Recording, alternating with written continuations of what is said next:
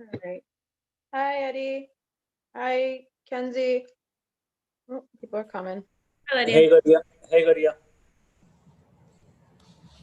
You want to be honor system? Who came in first?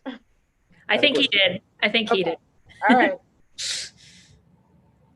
You were scaring me, Eddie. People were coming in first before you. The last couple of hearings, I was getting nervous. Call out 111. Where's council box? The truly impressive thing, Lydia, is that 45 minutes ago, Eddie passed me on his way to get a flu shot while I was having lunch on Cambridge Street. So he actually got a flu shot since I saw him, and still managed to beat me into the room here. So. Oh yeah. Wow. The Mass General had flu shots. It was really, really easy to do. There was no lines at all. Yeah. We should My be wife broadcasting this. I feel like this isn't streaming yet, but people, get your flu shot. It's so easy. Counselor Flynn did it. Exactly. Oh man. But yeah, a new flour bakery location opened in my district today. Oh, nice. Yeah, that's cool. Yeah, it's gonna really impoverish me, but it's great. It's great. It's right down the hill from my house. You'll love every bite, though. Yeah, it's gonna be excellent. Exactly. Yeah, the one in the South End does really well. Well, man, they sell great food, so. Yeah. Don't they have what you call a lot of gluten-free options? They do. They've got lots of gluten-free, lots of vegan. It's delicious. So yeah. Anyways, this has been an ad for Flour Bakery. You get commission? Absolutely not. You get a free sample every now and then. Yeah. No, not even that. We all follow those ethics rules strictly.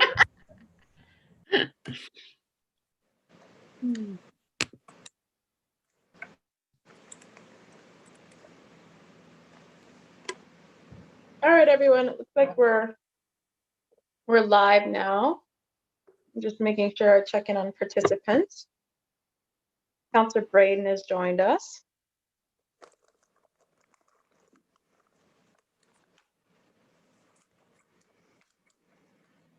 I'll send out a reminder text to everybody.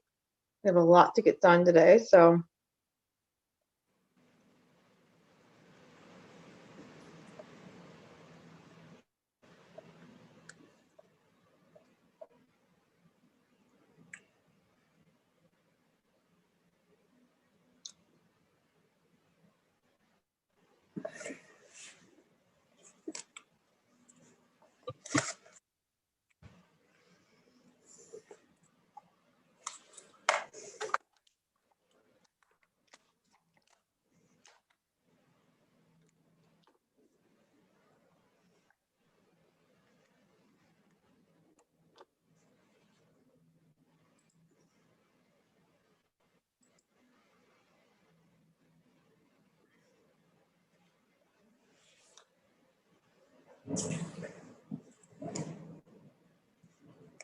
We just sent a message to our colleagues, and we had about 16 people in the waiting room. We're going to move over, representing advocates, BPDA, and also folks from the developer community. For my colleagues, that before we get started, we have at minimum 1, 2, 3, 4, 5, 6 documents to kind of present to the community. And so what I'd hope to do is go through each one, open up a document that you've received, and it's the time for the community to respond to kind of what's before them, and really let them have that moment to say what they like, what they don't like, ask any questions that they have. And of course, we would go through our round, but really this is a working session centered on those who are going to be impacted by this. If that's okay with, so I'm going to be centering the voices of the folks in the community this working session, of course, and updating my colleagues with it and answering any questions they have. Sounds good.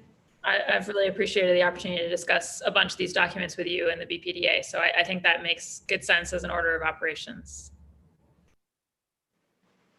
Waiting for folks to get let in. For some reason, I'm not seeing myself, but can you see me? Yep, we can see you. Okay. I cannot see me, which is pretty good. You're wearing purple. Okay. So you're not colorblind, Kenzie. Anything else that you can see? Glasses, not glasses. Let's see. Where I'm not getting like all the folks that are on here. Okay.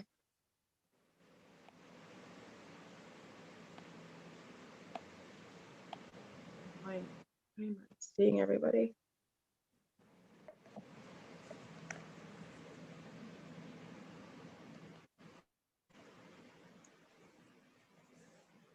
Nothing.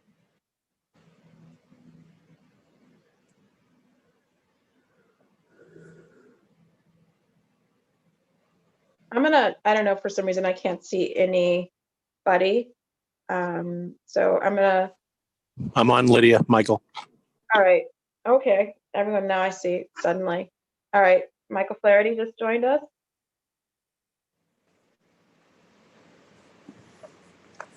Everyone's coming in. All right. So I'm here, Madam Chair, Frank. Councilor Baker's here. Thank you.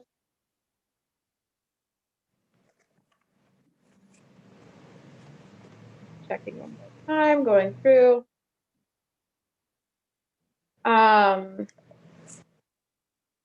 All right, I'm gonna go ahead and start this working session. Councilor Edwards, I think Matthew is from BPDA Research. Is he trying to get in? I think he's in attendees still. Okay. Candace, if you could go ahead and let him in.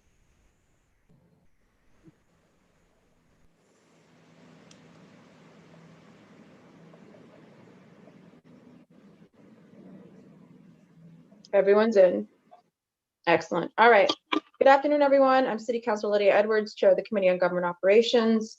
It's Thursday, October 8th, and we're here today for a virtual working session on docket 0232, order for hearing regarding a text amendment for the Boston zoning code relative to affirmatively furthering fair housing.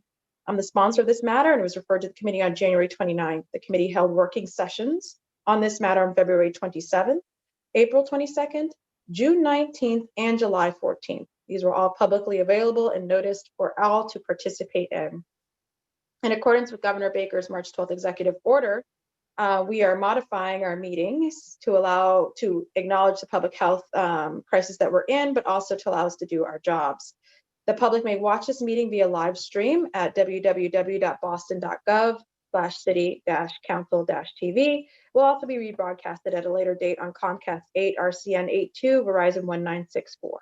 Written comments may be sent to the committee email at ccc.go@boston.gov and will be made a part of the record and available to all counselors. At the previous working sessions, the committee discussed the intent of the proposal, which is essentially to ingrain equity and equity analysis in our planning process.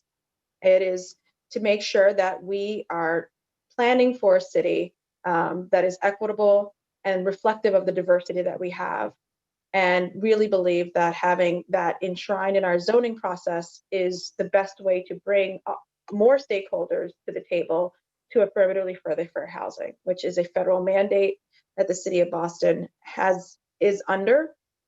And well, despite the administration taking it away or putting it in, we wanted to make sure that we led as a city and committed our heart truly to making sure that we would always be affirmatively furthering fair housing.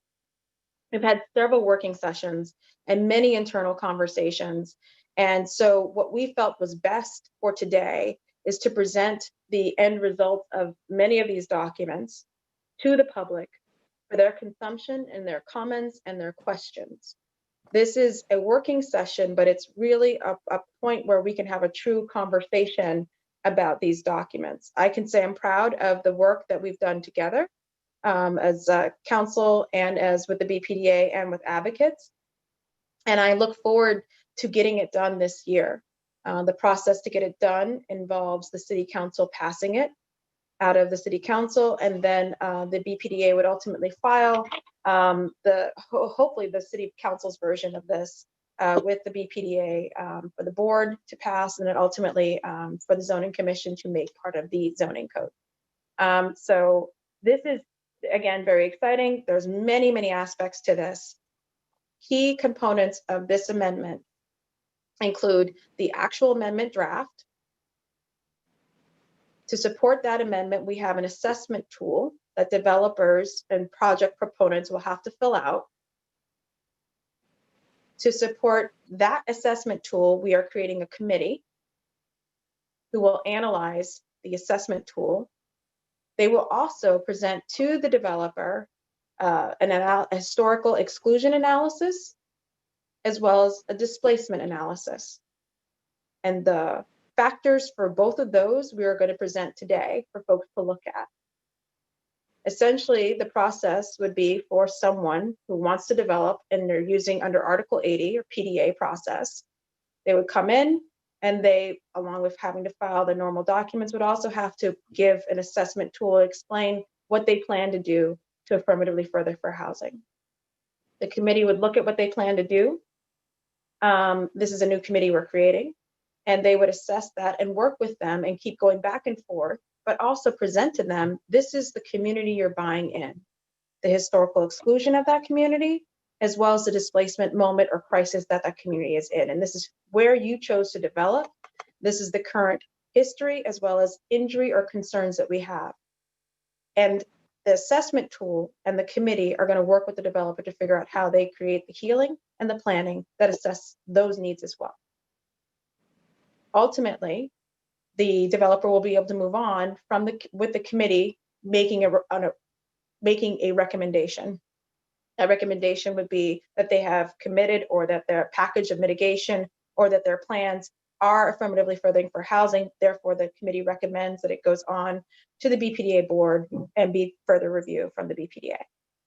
So that is the process, if you will, in a nutshell. I am happy that we are joined today by several of my colleagues, Councillor Flynn, Councillor Bach, Councillor Braden, Councillor Flaherty, and Councillor Baker. Have I gotten all of the city councillors? Okay. And we've also been joined by several folks from the administration. I'm going to try my best to get all of, I will not be able to get all your titles. I apologize. So I'm just going to say, we've been joined by Michael Christopher from BPDA, Michelle McCarthy from BPDA, the policy manager. Thank you for putting that in your login. Really helpful.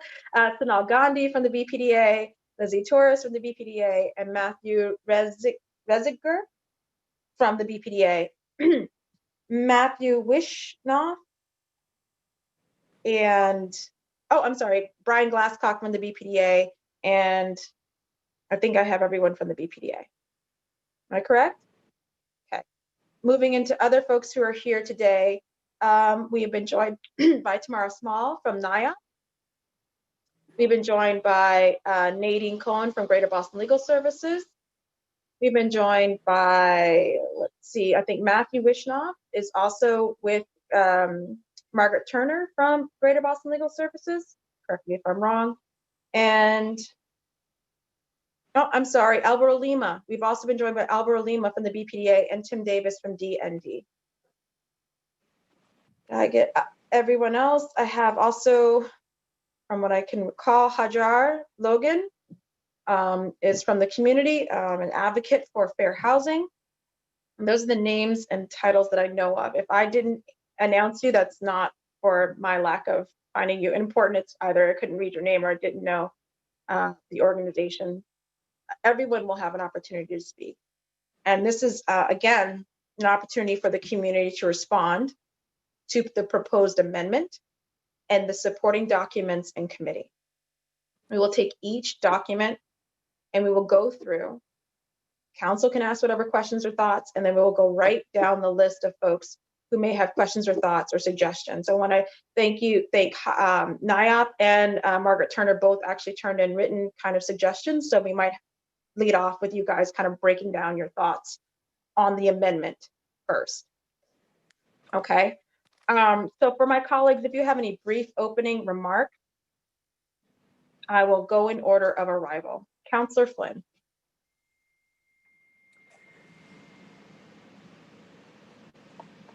Thank you, Councilor Edwards. I'll be very brief. Just want to say thank you for your leadership on this important proposal. I 100% support it.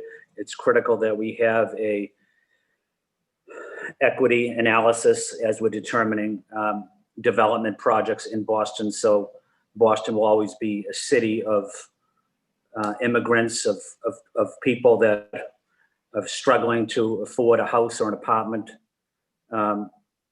communities of color. But I like the idea that we're able to be inclusive in making sure that Boston will always be a welcoming city, not just for the wealthy, there's always housing for them, but the low-income residents, our seniors, persons with disabilities, immigrants. So whatever we can do to further strengthen that, that's where I'm at. So again, just want to say thank you to Councilor Edwards for your leadership on this issue.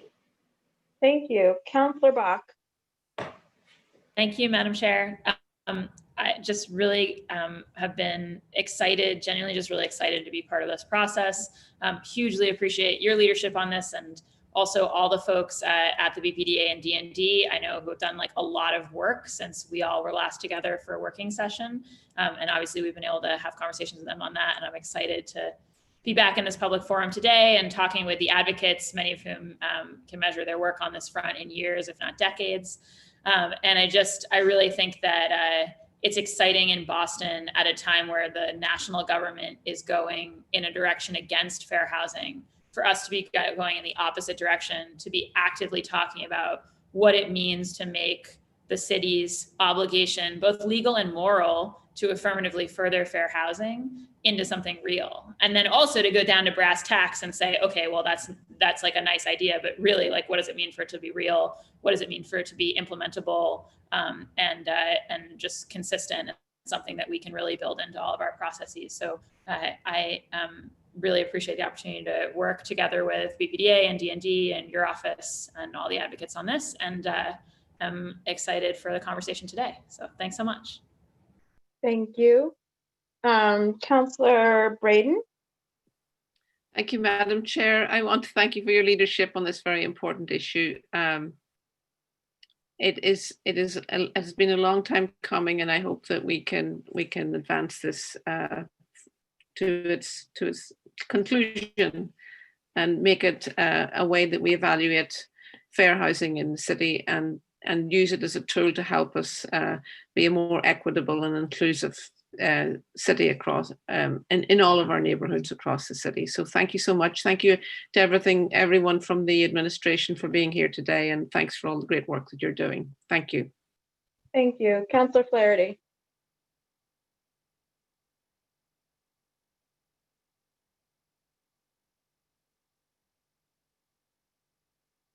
Councillor Flaherty.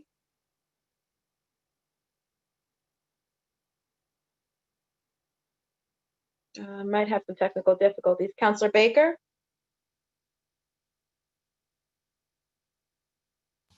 Hi, Madam Chair. So sorry, I'm just more listening. Thank you. Thank you. Very well. So to get down to work, because this is a working session, I'm going to have folks who have gotten the documents, including my colleagues, to pull up document number 2. That is the clean draft of the text amendment for discussion. As I mentioned before, NIOP and GBLS had submitted some written suggestions. I can check really quick with my colleagues if you would raise your hands if you have any suggestions or questions. If not, I'd like to just allow for the community and stakeholders to get to work. Going once. Twice, 3 times. Okay. So now we're going to go to the suggestions or the walkthrough or questions that the stakeholders have. Since we really appreciate NIOP being here today, and we haven't heard from them in previous working sessions, Tamara, if you want to go ahead and kind of explain who NIOP is, and then go right to the amendment. I'd appreciate that. Sure, and thank you for allowing me to participate today. Appreciate the opportunity. I'm CEO of NAIOP Massachusetts, Tamara Small. NAIOP Massachusetts is the Commercial Real Estate Development Association. We are a statewide industry association that represents the interests of those who own, manage, develop, or finance commercial real estate, including multifamily properties throughout the Commonwealth. And we are deeply committed to ensuring that there is diversity, equity, and inclusion in our community. And we this morning submitted a letter focusing on the zoning amendment that was proposed. And first of all, we do really want to thank Councillor Edwards, Councillor Bach, and the BPDA for the work they have done to promote fair housing, equity, inclusion in real estate development through this work. We again believe that equitable, affordable, and accessible housing is absolutely critical to economic stability and community vitality. And our members are committed to combating discrimination and increasing diversity. The comments we filed today, again, focused, they were a little technical in nature, but overall, we're supportive of the amendment. And so the comments we submitted kind of dug into the exact language of the amendment itself and suggested a couple of changes just to provide the clarity and predictability that is so incredibly important for real estate developers. So the first point we made focused on the cooperation agreement language. And specifically, it's within section 80A-5, which allows for, and I'll actually just read the sentence that we're focused on. It states the cooperation agreement shall also include or shall require the applicant and the Boston Redevelopment Authority to execute a separate agreement with D&D and the Office of Fair Housing and Equity or such department or offices, assuming their responsibilities, and it goes on. Our concern here was that as drafted, it appears to give a choice between the commitments being memorialized in the cooperation agreement with the BPDA or in another separate agreement with BPDA, D&D, and OFHE. Under current Article 80 review and approval processes, cooperation agreements routinely memorialize project commitments relating to the many components of large project review and provide appropriate enforcement mechanisms to ensure a project's compliance. A multi-party agreement would be much more challenging and time-consuming to negotiate, and it really could significantly delay the projects without any added benefit. So really, just to avoid needless delay and provide that predictability and to conform with the amendments to the PDA referenced later on in the zoning amendment, we suggested that the or shall require the applicant portion of that sentence be cut. So now it would simply read, the cooperation agreement shall also include provisions requiring the proponent to comply with fair housing laws and commitments affirmatively furthering fair housing, and it goes on. So that really was our key focus on that one, just to make it clear that it's one agreement versus two different types of options there. And then our second comment was on the AFFH assessment. So throughout the zoning amendment, it's referred to as a few different things. It's talked about as the AFFH assessment component, the AFFH assessment, the AFFH displacement assessment.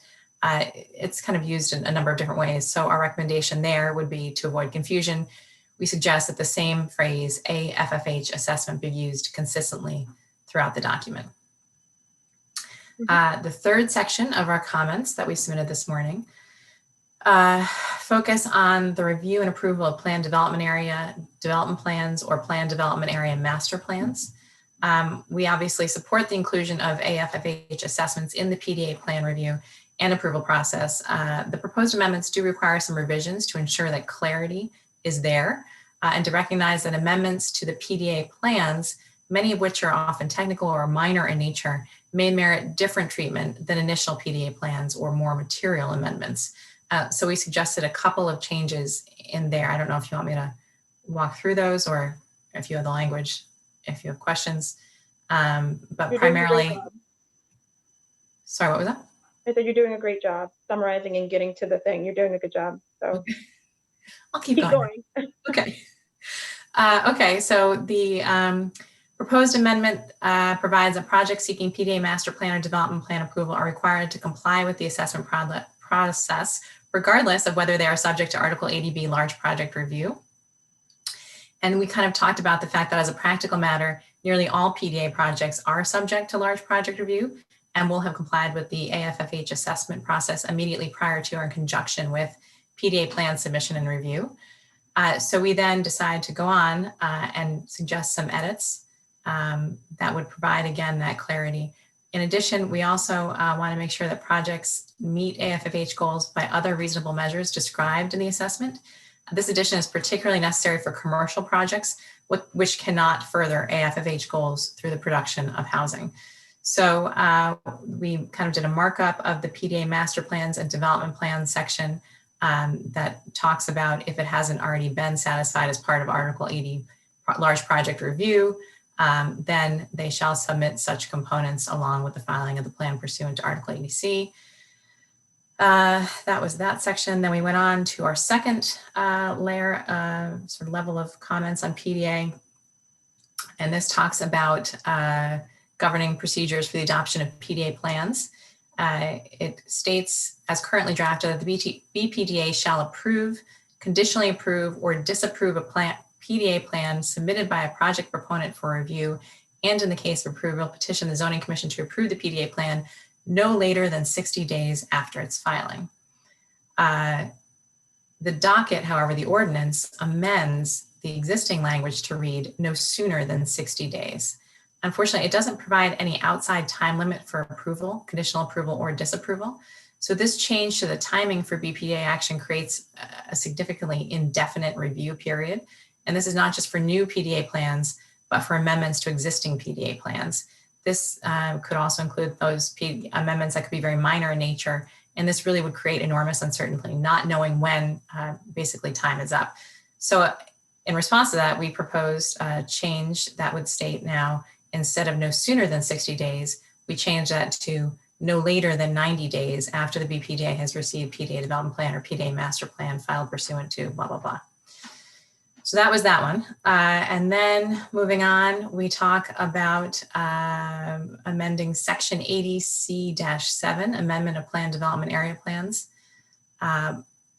And the proposed change there to the process for review and approval of amendments to PDA plans unnecessarily departs from current procedures. It mandates that an AFFH assessment review that may be inappropriate for some PDA plan amendments, especially minor ones. PDA plans are project specific, so while the BPDA may assess whether a PDA plan amendment sufficiently addresses the AFFH component of Article 80B and Article 80C review and may conditionally approve such an amendment, the BPDA would not offer further amendment to proponent's PDA plan amendment. As noted above, section 80C-7 should also allow amendments to PDA plans that are minor in nature and thus do not merit extensive BPDA or community deliberations to proceed sooner than 90 days. So we did again here, provide a bit of a red line to address those points. And then our final comment in our comment letter deals with the idea of a transition period. So before projects can comply with the zoning amendment required that we're discussing today, the BPDA, along with DND and other city agencies, will need to finalize the assessment tools and the review procedures and submittal requirements and take other steps contemplated by this new component of the Article 80 review process. In order to allow projects in various stages of the review process to continue to move forward, the zoning amendment should contain transition provisions stating that the new requirements will apply to projects filing a letter of intent under Article 80B after the zoning amendment and the other key documents required to implement the assessment process are finalized and approved by the BPDA and Zoning Commission as applicable. And those are really our key comments there. So I think about 6 different things that we highlighted in there. Some, kind of wordsmithing and some a little bit more detailed, and all with the ultimate goal of providing the predictability and clarity that's so very important to create the housing we very much need here in the city of Boston. So with that, I just want to thank all of you for the opportunity to speak today, and certainly happy to answer any questions. Thank you. And for those who just joined, we've been joined by Councilor O'Malley, Councilor Mejia. And for those councilors that just joined, we are on document number 2, which is looking at the amendment right now. We've also now just been joined by Councilor Janey. For those who are again just joining, you just heard from NIA and their thoughts on document number 2, which is the actual zoning amendment language. Our goal today is to have community members and stakeholders respond to and tell us their concerns or ask questions or give suggestions for documents that we've been working on for the better part of this entire year. So,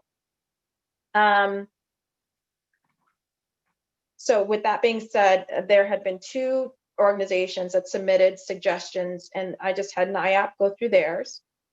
And I'm going to have GBLS go through their suggestions. Again, just for the amendment. We're only talking about the actual zoning amendment right now. For my colleagues that just joined, Councilor O'Malley, Councilor Mejia, and Councilor Janey, knowing the goal today is to really hear from the stakeholders and their suggestions, I'm still wanting to hear, or I'm opening the floor for you to do any brief opening remarks, if you would like to. Okay. Not hearing from Councilor O'Malley. Councilor Mejia. And Councilor Janey. Okay, then, so we're gonna just go ahead and let GBLS also give its suggestions, ask its I'm questions. good, Madam Chair. Thank you so much. Thank you. I'm good. Thank you. I want to hear from the advocates. Go ahead. As do I. Apologize, Madam Chair. I stepped out to get a tea, but thank you. Please proceed. No Yeah. problem. Counselor Edwards, me too. I'm here to listen. No. Thank you so much. Margaret Monsell from GBLS, Margaret Nadine. Thank you so much for the opportunity to give our suggestions on the language on the AFFH text amendment. Greater Boston Legal Services represents low-income residents throughout the Boston area, and we work especially on combating issues related to displacement and opening up opportunities for low-income residents to live in neighborhoods throughout the city and work with groups on fair housing issues. And many of the groups are represented here today, and we so much appreciate all of their hard work, and also Councilor Edwards and the City Council's hard work on this set of issues, which is extremely important. So just to go through comments that we submitted, and we'll submit the comments more formally.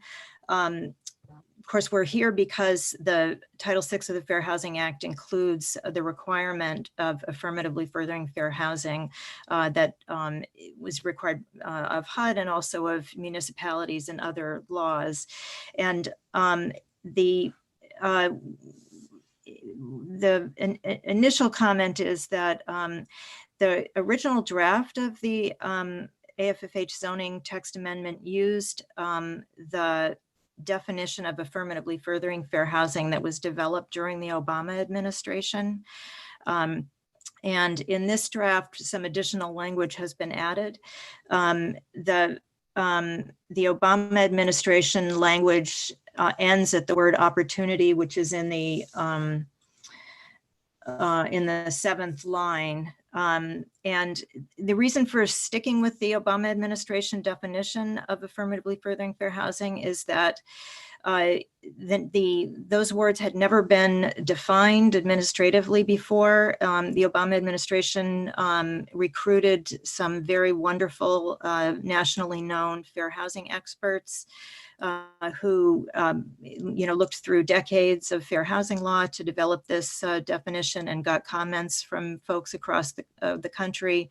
And we think it's the definitive definition of affirmatively furthering fair housing, and adding additional language that maybe talks about some pieces of fair housing or might not quite get it right will diminish the definition. So we're asking that in that definition, the language after the word opportunity in the 7th line be taken out. That has to do more with how the city is going to be implementing affirmatively furthering fair housing, and so it's appropriate elsewhere in the draft. But the definition, we should stick with the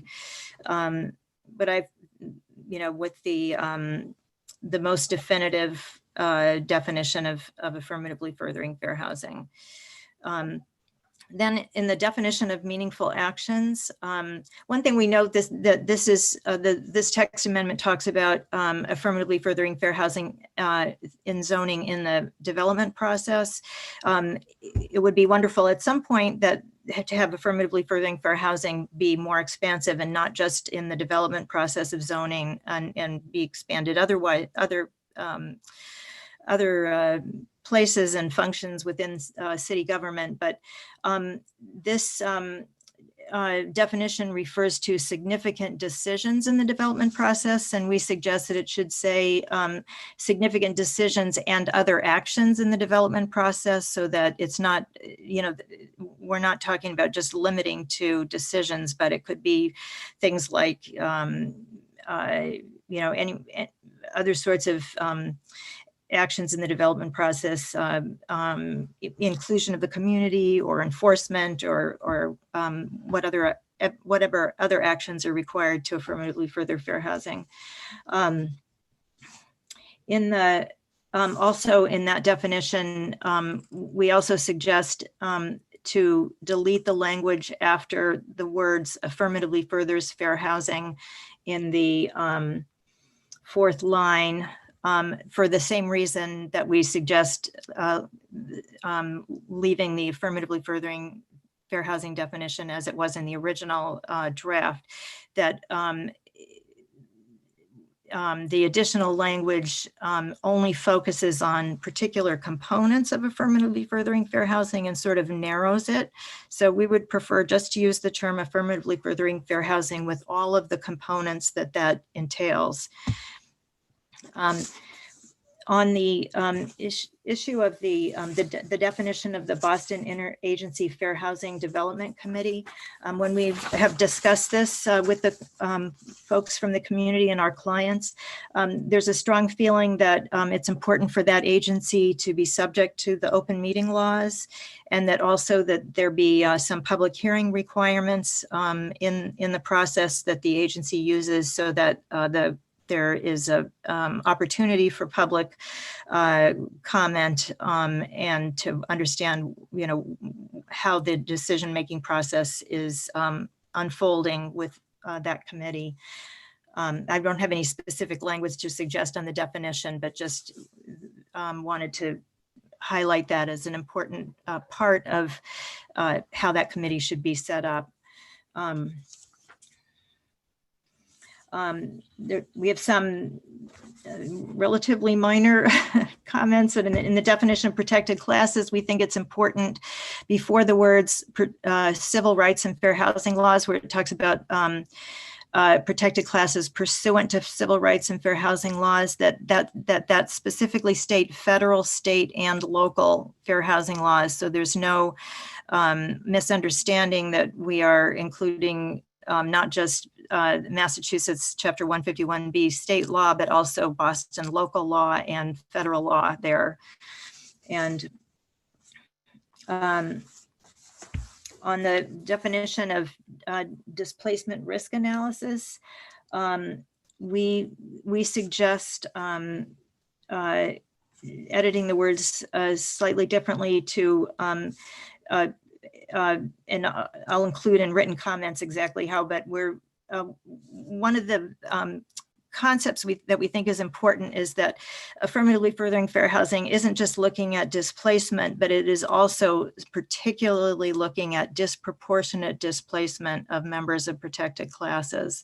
So that when there's a reference there to looking at an elevated risk of directly or indirectly displacing current residents or residents of neighboring areas, that should be, we should say explicitly, including disproportionately displacing members of protected classes. In the definition of affirmatively integrated communities, which we strongly applaud and we think is a wonderful addition.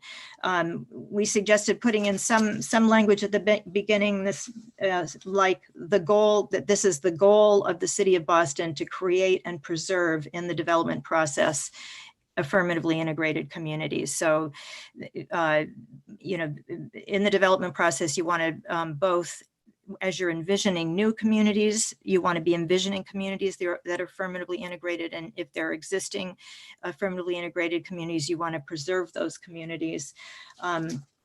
Then also, we think it's important to highlight where it says, so a diverse set of people, including those that belong to protected classes, can afford to live, to include some language. This may not be the exact best language, but something that says something like unfettered by economic segregation or unimpeded by economic segregation, with the idea that we understand that there are economic differences between the general population and members of protected classes. And in order to include and have communities be affirmatively integrated and to be able to have a diverse set of people, you have to be looking at, affordable housing and avoiding the creation of communities that do not have affordable housing or do not have enough affordable housing to really be integrated communities. Then in the paragraph having to do with section 80-A-5, which is about cooperation agreements.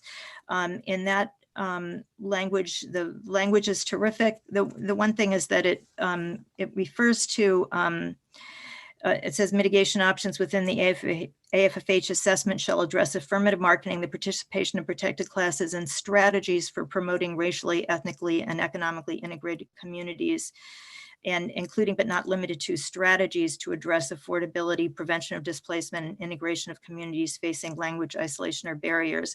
We think the word strategies is too indefinite to encompass what is really required here. That word should be commitments. So just indicating that in the cooperation agreement, there will be commitments by the proponent to address these issues. Then, sorry, this is going on too long, but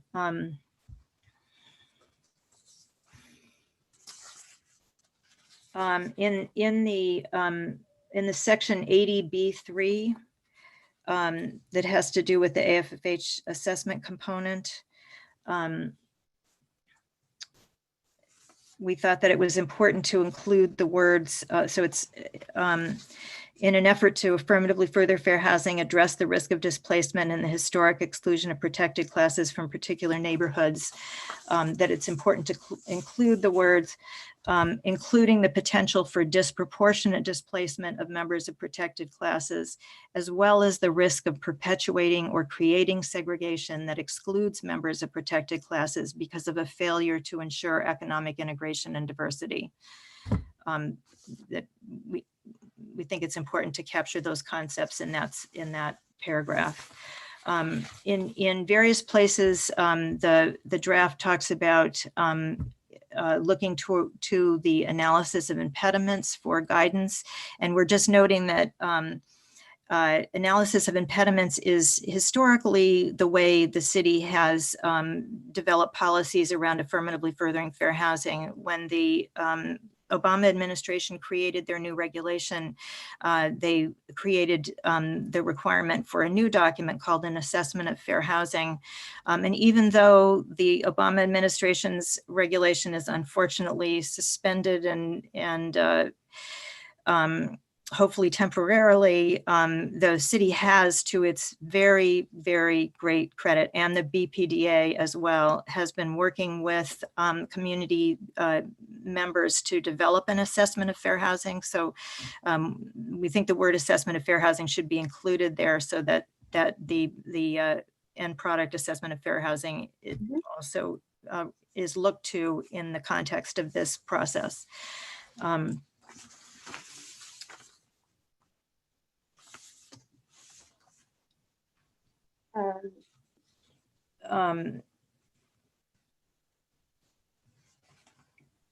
Excuse me a minute.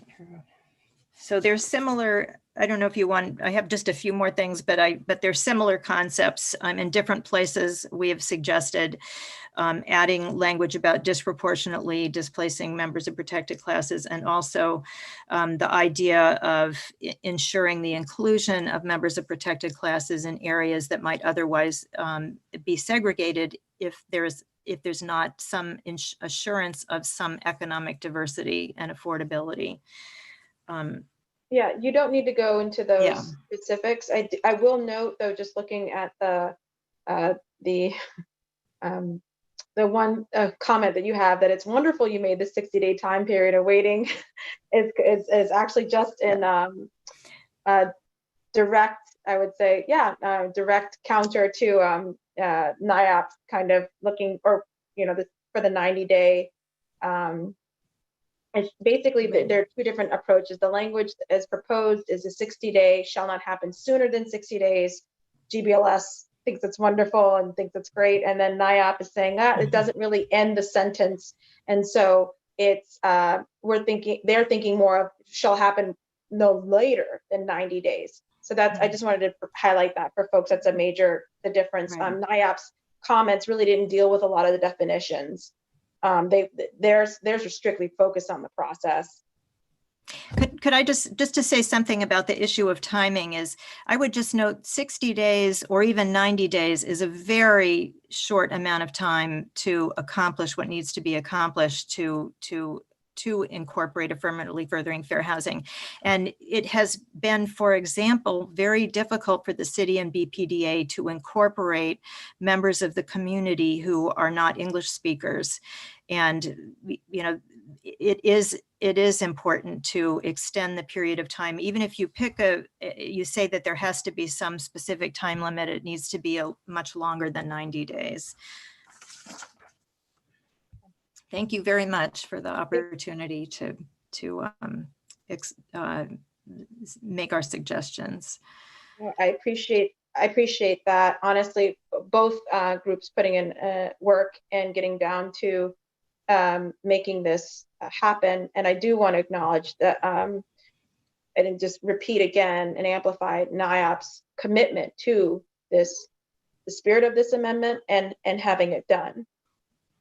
So I appreciate that.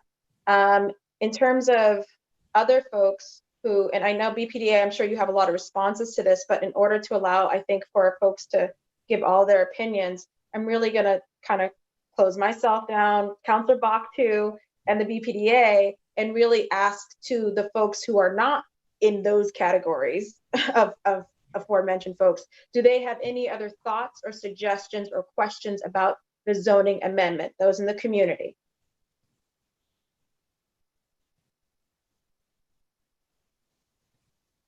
If not, go ahead, Nadine has something to say. Who? Nadine, please. I don't have specific comments, but I just really wanted to say that the city of Boston has this very unique opportunity to really be in the forefront of a city's obligations to affirmatively further fair housing. And I thank you, Councillor Edwards, for your leadership on this, and the other city councilors. And I really hope that we take this opportunity and do not have to face another community like the Seaport as we move forward. And this is something that could have lasting impact decades from now. So I just wanted to support the general concept. I think we could work out the language, and really applaud you all for moving forward with this. hello. This is Lincoln.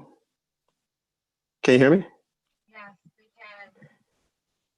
Yeah, so would this be an opportunity to talk about, share a comment on the Boston Interagency Fair Housing Development Committee?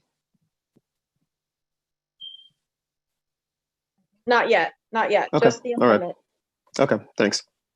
So any other, and again, this is not a final moment. This is just for this conversation to move it along. You can always submit via writing. You can always contact my office, and we will have a one-on-one with whomever would like to have a further breakdown. We definitely could explain even more in terms of what went into our thought process and what issues we're trying to deal with. So happy to do that on a one-on-one as well. But just for this particular open meeting to allow for all thoughts to be on the table, I'm going to have to keep us moving through the documents. So with that being said, the document that I think has attracted the most community suggestion and community thoughts has been the assessment tool, which is document number 3.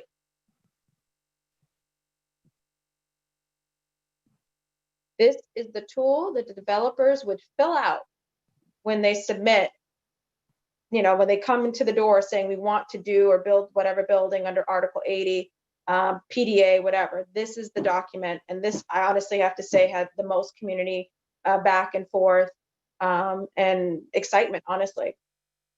So I'm happy to go through the order, or if anybody, first of all, I will again open up to my colleagues. City Council, again, we're prioritizing the group of the community, the voice of the community, but if any of them have something to say right now.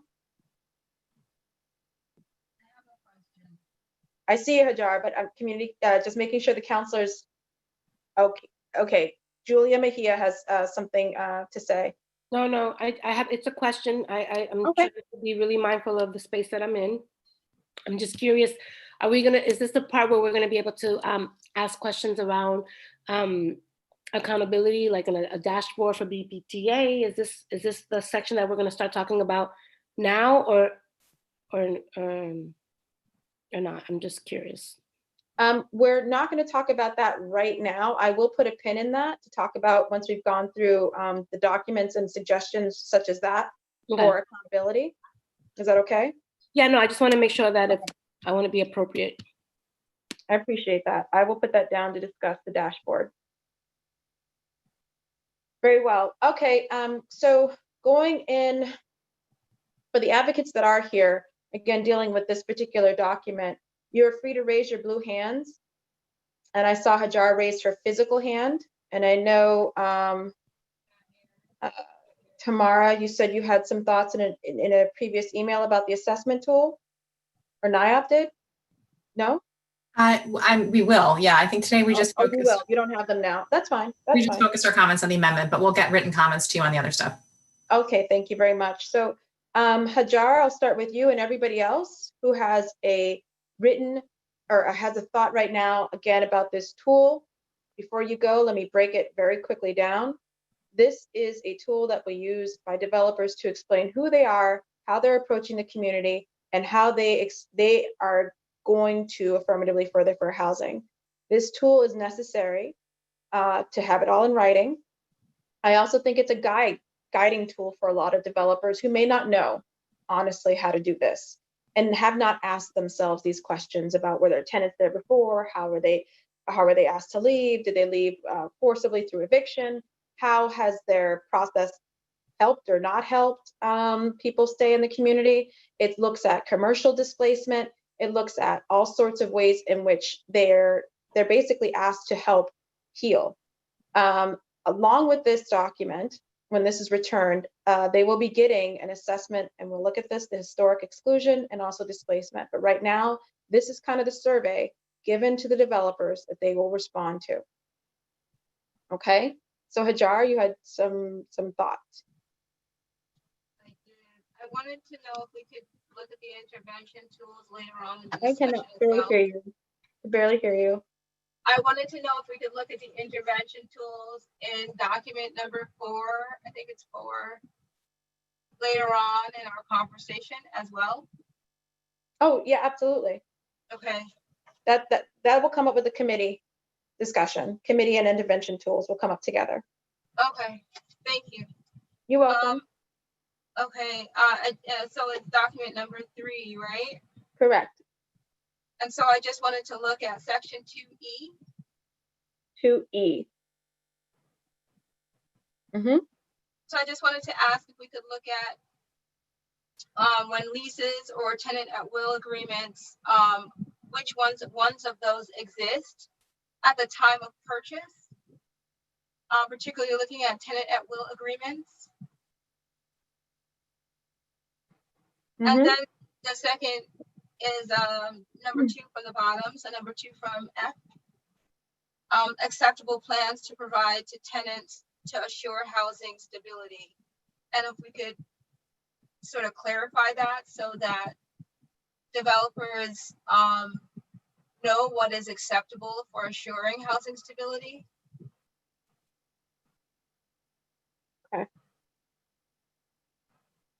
You wanted to add that as a question? No, there is a question there, and I wanted us to clarify it so that the people defining what assuring housing stability is are the people with the best interest of the community in mind. How would you would want what to have the kind of suggestions again? Did you do X? Did you do Y? I think they relate. The answers might relate to the intervention options, but to have. I'm sorry, I feel like I'm trying to talk too fast. No, you're fine. I just want to make sure I'm clear. You want this question of housing stability and what they did to help assure housing stability for some of the tenants to be connected to the intervention options. I mean, would you like us to just refer to the intervention options and say, of the intervention options, what did you do? Or please list something like that.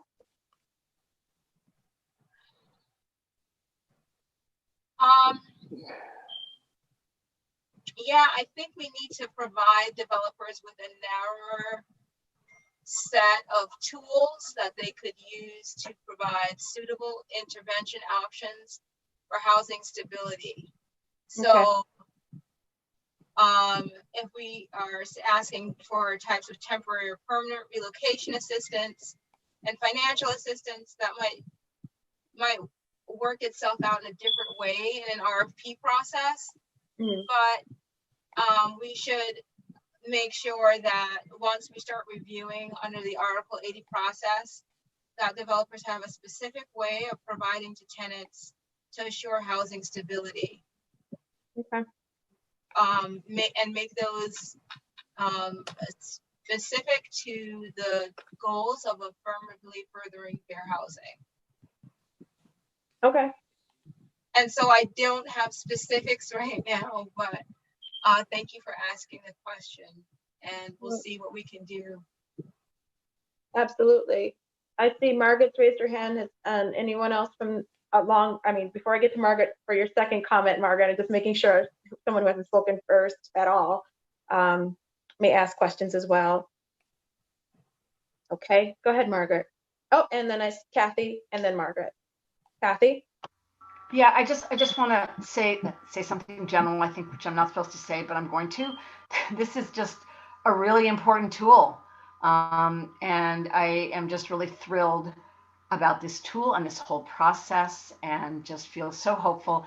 And we're, the Affirmatively Furthering Fair Housing Community Advisory Committee are, working closely and really going through these documents, and, appreciate Margaret's point by point. And we are definitely, giving comments more specific, but this tool is really important, and this is just going to so change the tool, and the whole amendment is just going to so change how business is done in the city, and especially again, with what's going on in the federal space, but also what's going on here, in terms of who's getting displaced. And this is really exciting. I just hope that we can get there soon, because we desperately need it.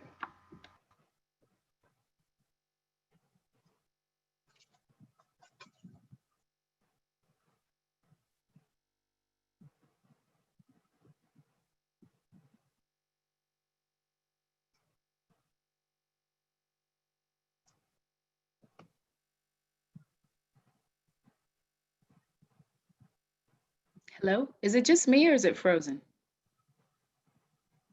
It just seems very quiet. Counselor Edwards, Oh, okay. I didn't know if it was just me. Yeah, it's not it's not frozen, but it is quiet. Yeah. Councilor Edwards, you're still muted. Oh, okay. You're muted. I think we've solved all the problems. It seems like. No, Me. I think I'm Councilor the Edwards. problem. I get it. Yeah, no, it was me. I'm the problem. I got it. Yeah. Sorry about that. But- Margaret, you had raised your hand about the assessment tool, and I wanted to pass it to you. Okay, I'm sorry. I just wanted to emphasize that I think in section 3 on promoting an affirmatively integrated community, that inclusionary development units is not the only way to do that. It is a super important strategy and policy and program to be developed. But at the same time, especially when you're talking about a very large piece of land being developed, that it would be really wonderful to encourage partnerships between, for-profit residential developers and land trusts, or nonprofit affordable housing developers, or to have, for-profit residential developers get into the business of developing affordable housing, so that, not only are we using inclusionary development, but we're also using other resources like tax credits, tax exempt bond financing, Section 8 or others, MRVP, other subsidies. And so I think that should be included there. And I know in some situations the project is not large enough to do that, but it should be something that's always thought of. How can we increase the amount of affordability even beyond what's required in inclusionary development?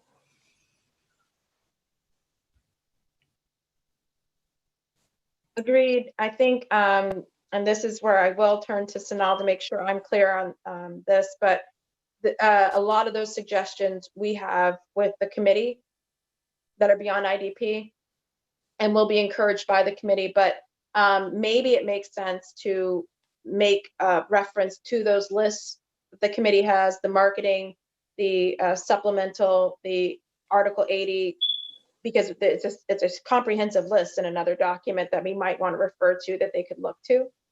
Yeah, no, I think that's a really good suggestion, because I think the package of documents all ties together. Mm-hmm. So if we have some redundancy, we have some redundancy, but as long as they're all consistent, I think that makes a lot of sense. Absolutely. Because if you see one document without the other, it feels disjointed, but together, even if it's repetitive, I think it's helpful to have it there. So we were being very disciplined and kind of keeping things, and this is the question, but now that we have kind of the big collection of stuff, we can start cross-referencing. Yeah, that makes sense. Great, and I think you'll be very excited. Many of the advocates will, from the robust list of things we're coming up with, and to know beyond, and just for everyone's education, beyond the housing, the amendment text, these documents are intended to be living documents, right? So we expect them to change and grow, and for thought processes to be put into these documents that we're discussing now. These are aids and assessment tools that we expect, like any other tool, will use modern day science, assessment, and understanding of equity, and it will change. The amendment is what's going into the law, but these tools, we expect community and people that they're going to be living documents. Am I correct, Sanal? My summary? Okay. All right. So yes, Nadine. I just had one question. In section 2, addressing displacement, we ask, are occupants or tenants currently inhabiting any building on the project site? And I wonder if we shouldn't be asking there whether any of those are affordable housing units and what the racial composition of those units are. Because if we're talking about addressing displacement, I think we would want to know that. I know later on in the residential unit details, we ask for the racial, ethnic, and economic characteristics for the census tract, but I wonder if we should ask if it is an occupied project site, whether those are affordable units and who's living there. Okay, so again, so just adding some more demographic detail to that question. And obviously, if the units are affordable, deed restricted, so on and so forth, that makes sense. Okay.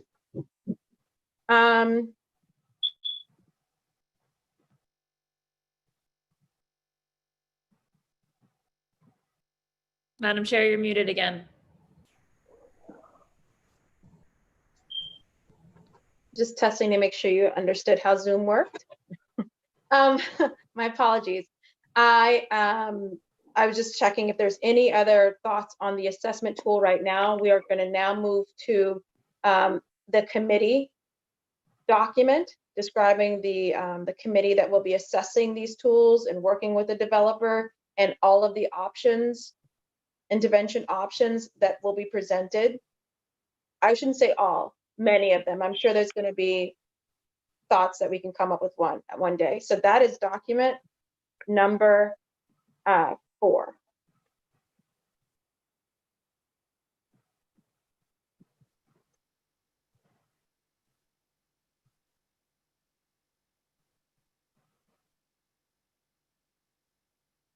If folks have that up,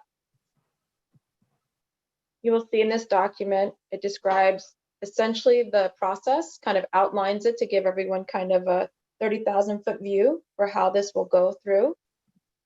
I want folks to zero in specifically on the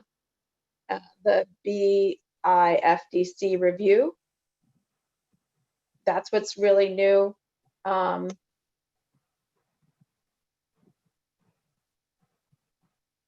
And then you'll see at the very bottom of the second page, the Boston Interagency Fair Housing Development Committee.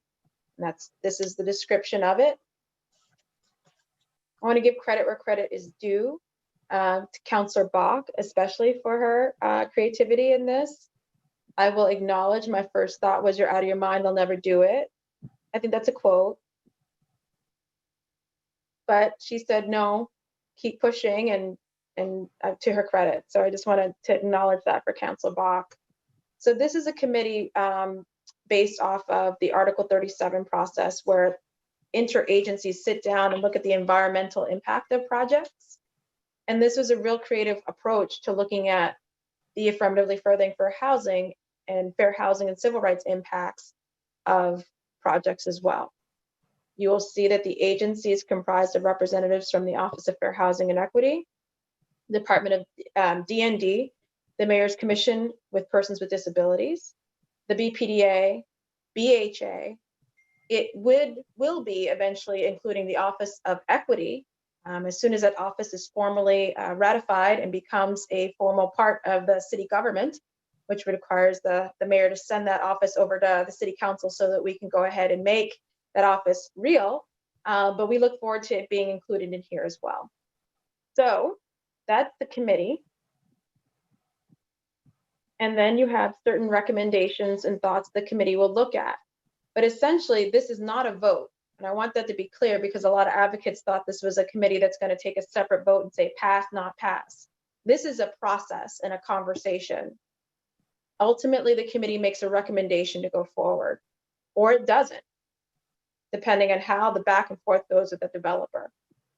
It requires them to work, just like the Committee for Environment would require them to work. And the list of options then that they can choose from and think about would be on page 4 and page 5.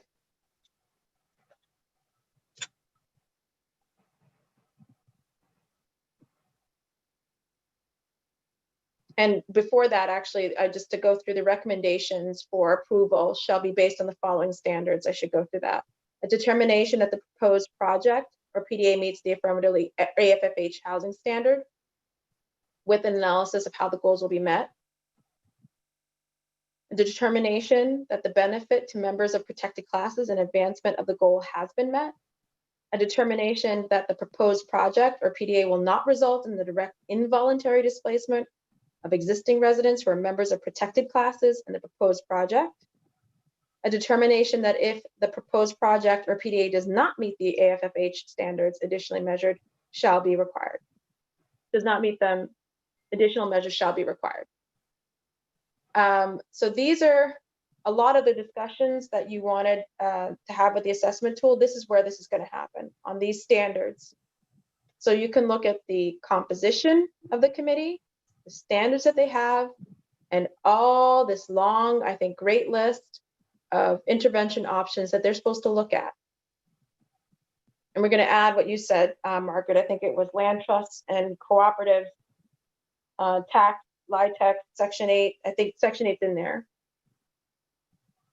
We have Article 80 process, and we divided these buckets are just based off of how we thought they seemed to be best in terms of grouping. But you have Article 80 options, which include increasing the IDP units, deepening the affordability, higher number of accessible units than required, if that's such a going over the 13%, volunteer provide a higher proportional family size units. Those are just some of those. Marketing options provide preference for an agreed upon percentage of units to rental voucher holders, preference for an agreed percentage to families, first time homeowners, allow first month's rent and security deposit to be paid in installments. These are, I think, incredibly creative ideas to help allow buildings and new projects to be more accessible and to affirmatively further for housing. Then we had the supplemental process options, also dubbed by Councillor Bach and I, the radically awesome thoughts that should be options. Establish a local housing stabilization fund, voluntarily deed units the right of first refusal, voluntarily subsequent owner transfer fee agreement, so that if they sell the buildings on, that they would agree to a transfer fee. Establish or contribute a neighborhood housing acquisition program, restrict percentage of non-owner occupied units. The biggest concern, of course, is if you build a bunch of new condos or new things that people can buy, we can't compete as fast as some folks who are coming outside of the city. We want to make sure that they're owner occupied units. Mixed use and local small business long-term flexible lease options, a flipping fee, and then other intervention enhancements, areas of high displacement risk, diversity preservation preference, additional Article 80 process options. I think Councillor Bach is pushing for one day ultimately having a full-on amendment to require a minimum of 20% of the units on site. And so these are all of the things that we are presenting, or the committee will be presenting, and developers to see in advance as ways to affirmatively further for housing. A draft, I want to be clear about that. At the top, we're pushing the proponents to choose a minimum of one option of the Article 80 process options and one option from the marketing options. I can get ahead of some of the thoughts from the advocates wondering why it's just one. If am I correct? Yeah, I can see Kathy and and Margaret asking why it's just one. But that's kind of the walkthrough of the committee. I know Lincoln, you wanted to have some thoughts on this. Jar wanted to have some thoughts on this, and I'm sure other folks as well. Tamara, if you have any thoughts at all on this, just again, not binding you to anything, but I know this is, you guys are going to come with some thoughts. So again, before I go to the community members, I'll check with my colleagues. Seeing no blue hands, going back to the community to please respond, give thoughts, suggestions, and questions. We'll start with Lincoln, because I think you asked specifically about this earlier. I see Tamara raised her hand after Lincoln. Lincoln? Yes, yes. Okay. So my comment is specifically about the BIFDC committee, and so the question or comment is, could there be a space to have some kind of conversation about the composition of the committee to include some community representation? And I realize it probably will be challenging to ascertain or decide how you actually choose the community representation that's on this body. But I think, and this is a really critical role that this body is playing. I think it's a fantastic idea, and it's a fantastic tool to have in this process as we kind of move to having this kind of comprehensive fair housing policy across the city of Boston. So I think it's an excellent body. I just think to have this, it's entirely a comprised of city people, and I think to kind of give the committee some opportunity to have some voice in the decision-making process, I think would be quite useful. Okay. You mean, so you want a community like seat on the committee? Correct. Yes.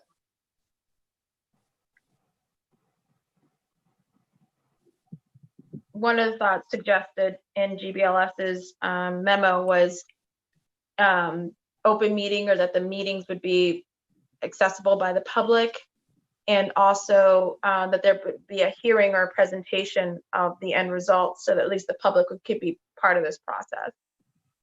I just want to echo that. That was in Margaret's memo. All right.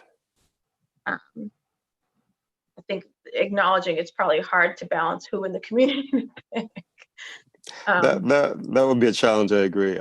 I still think it's worth having a conversation about, but I agree that would be a challenge. Fair enough. Tamara, or I'm sorry, Lincoln, was that it? Yes. Okay, Tamara. Okay, so just a quick question, actually more of a comment on the Article 80 options that are listed. So right now, most of those really would apply to residential projects. So one recommendation might be to add some options for commercial, recognizing that there is that other option bullet there. But if there's anything there that might make sense, that could be one idea. And then I just wanted to get a better sense of the supplemental process options and the intervention enhancements. So how and when would those apply or work, or is that if you're in an area of high displacement, or what does that mean exactly? The goal was for us to give even more options that I think that go above and beyond what is thought of right now. And a lot of these things are not requirements because the laws either haven't passed at the State House, but have been marked as ideas that people really felt would be helpful to prevent displacement and create funds. And so putting it out there that if a developer is willing to do a transfer fee on its PDA, or on his or her PDA, or restrict the number of non-owner occupied units, we understand that that's going way above and beyond. But to put that out there as an option for them to volunteer to do, I hope the committee weighs that and sees how much further the developer is going than say other folks are. Same for the intervention enhancements. This is looking at, especially when you're marked in a high displacement risk area, if you're in a high historical exclusion area, to really kind of hone in your responses. I had actually, for folks' education, we had spoken with some stakeholders in the development community before, and part of that conversation was saying this is part of their process of bringing them to the table to also help our communities heal as well.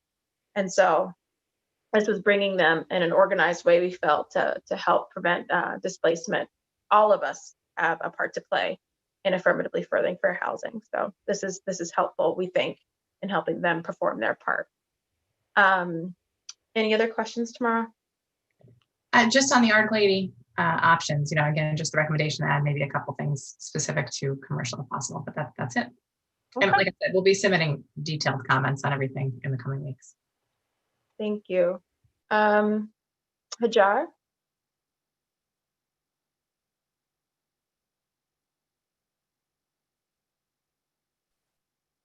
Yeah, so I went through the options, the intervention options, and I wanted to ask if we could create intervention options for economic segregation in particular.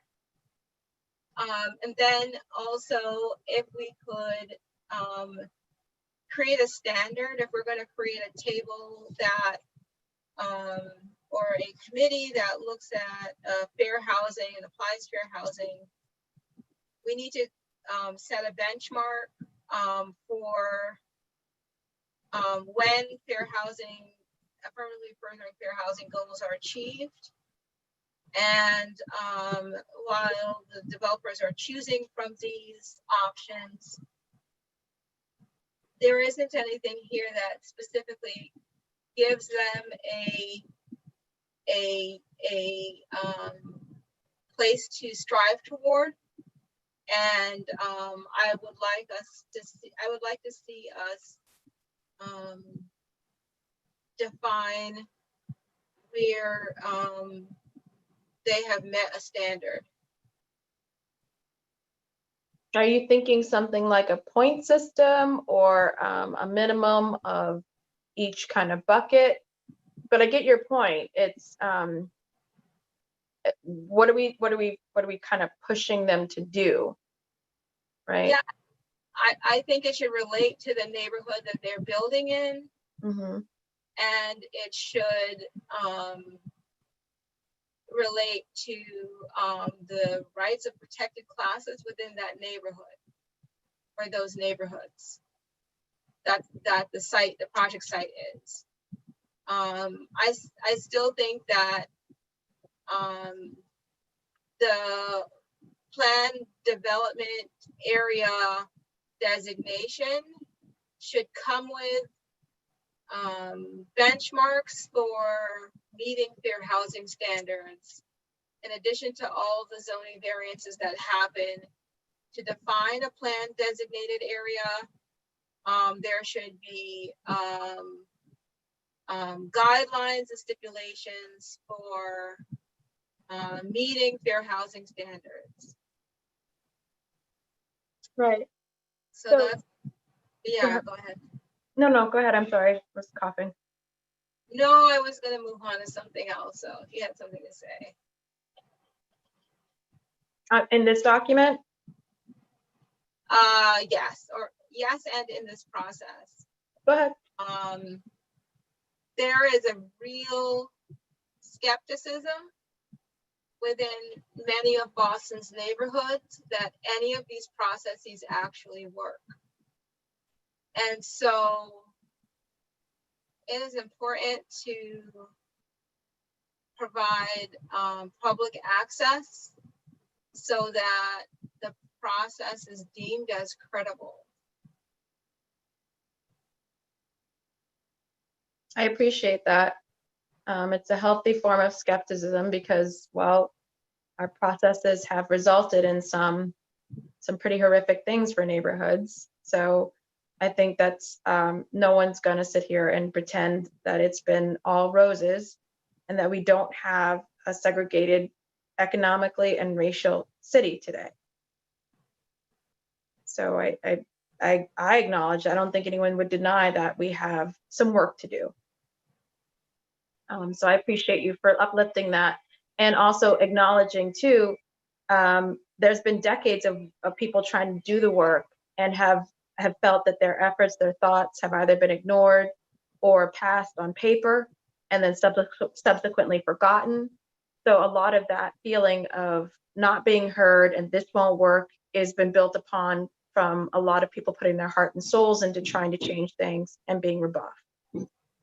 Yeah, so all of that being said, we have to keep in mind that developers are going to do what they've been asked to do in some oftentimes specific ways. So we have to make sure that they understand their boundaries and parameters, and that they're clear so that they're budgeting clearly and everything. We're not asking more of them than we are asking of ourselves to honor. Like we need to both know what the boundaries are in a negotiation, right? What are we trying to meet? What standards are we trying to meet? You know, like for the BPA, they have on Article 37, and they have guidelines for where they are and where they're going in terms of net zero carbon neutrality, LEED certification, and so all those things are very transparent. So the negotiation process is more clearly defined. I agree, and I think part of the opportunity, but also part of the struggle that we have right now is we're the first to do it. And so this process, I believe, will become better and more efficient. But let's be clear, we're doing something new and we're putting in standards that are not perfectly defined. We're using factors, as we'll see, that we think, for the most part, are indicators of highly vulnerable communities that will lead to displacement. And this is based off of a lot of different theories and thoughts. But we're doing our best with the inexact science of healing racial oppression. There's a more exact science in how to implement racial oppression. I can assure you, this country, our banking system, a lot of our governments have certainly honed in on that and have PhDs in that. But the way to undo that, we are still learning and feeling our way through the dark. So I do want to acknowledge that, because I do believe that there's a lot of good hearts here trying to do that. But it is inexact at this moment. So thank you very much, Councilor Edwards. I appreciate your comments. More to come, I guess. Always.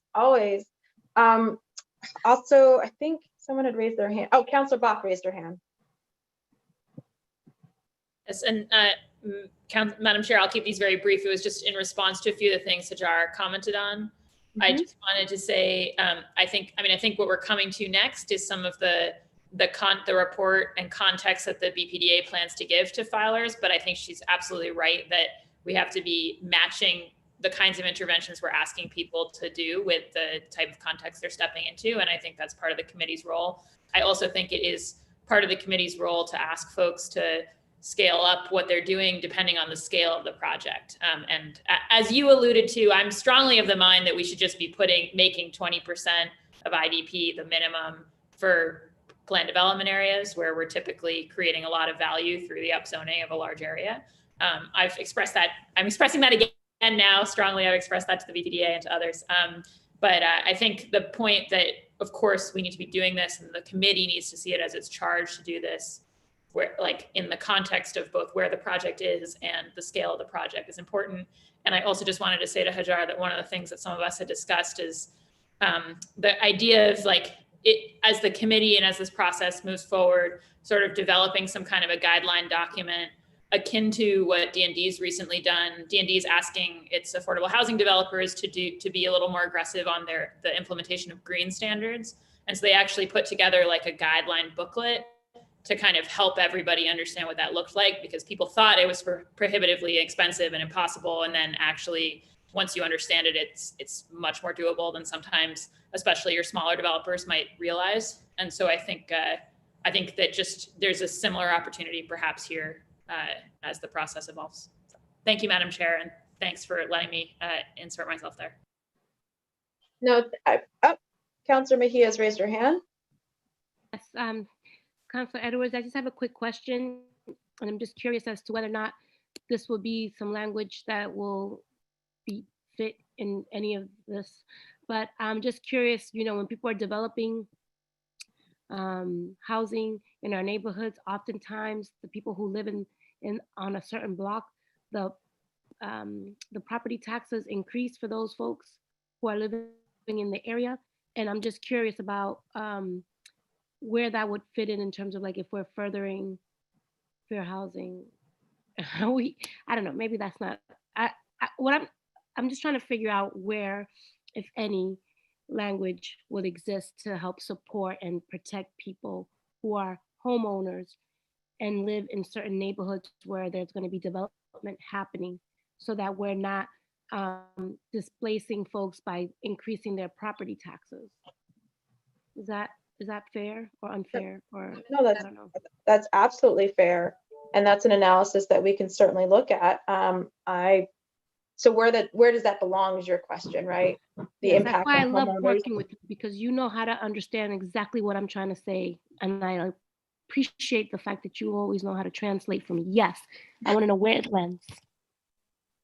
So there could be within our displacement, which we're going to go to shortly, our displacement mapping and displacement analysis toolkit. Looking at either of those, home ownership, an increase in property taxes and value on existing homeowners. We can certainly look at that. We definitely are looking at increases in rent, for example, on tenants as a means of pushing out certain economic classes of individuals. So we certainly could put that in to see how that impacts particular vulnerable groups. Can Great. we, I think that's an important One thing. second, Hajar. One second. Blue hand, please. We have two people with blue hands up at this moment. So after, oh, it's you too. Okay, so you're blue hand. You were next. I'm sorry, I didn't see. I apologize, Hajar. So Councilor Mejia, are you good with your question? Yes, thank you so much. Okay, Hajar, please. And then we're going to go to the historical tools so we can pull them up and discuss these factors. As we sit down and like look on the interventions, including interventions around economic segregation, it's important to note that a lot of members of community could chime in on that, especially in Roxbury and Dorchester. And I say especially them because I know those communities. So that's in one space. And then in the second space, I really like what Councilor Mejia had to say around taxes and affordability. That's definitely a way that displacement happens. And in communities of color where we have a large intergenerational community in terms of homeownership, especially, that's a real concern. Since our new committee isn't designed, the standards by which they would be applying fair housing standards that meet these needs is very important for us to look at so that interventions are truly going to do what they need to do, or at least start to. Thank you. Thank you. So we are at 3:32 right now, and we have the kind of last group of documents to discuss. If you don't mind, Matthew, I'm going to break it down for folks. Sure. And then if you wanted to, you might be on deck to answer some of the questions, but I want folks to understand that there's one example of a displacement risk map that is really from DND, but it's not the exact document that folks should be focused on. There is the project report, displacement project report working draft. There are factors for displacement. And then the working draft for looking at factors for historical exclusion. The goal with these tools is when a developer presents, I'm building at 123 London Street, that they will receive a report that looks within a certain area around them that zeroes in on the demographic and certain displacement factors data around them and historical exclusion data around them. There's also a larger report, kind of a mapping tool that kind of pulls us up as well, that we think it's important to also zoom in and zoom out because development does happen and has ripple effects. What feeds into those, the zoom in view, are the factors. That list of factors is in the factors for displacement and factors for historical exclusion. Developer of 123 London Street would be getting a report that says, this is what we looked at. The amount of family homes, the amount of the displacement that's going on here, the rent burden, all of these different factors we looked at. This is what you chose to buy into. Good, but not going so well, all of these different things. And this is going to be done by the city, not the developer. So it's just the city is basically breaking it down. Here you go, around in and around your project. So if you want to go to that report, again, we'll open that up. It's called Displacement Project Report Working Draft.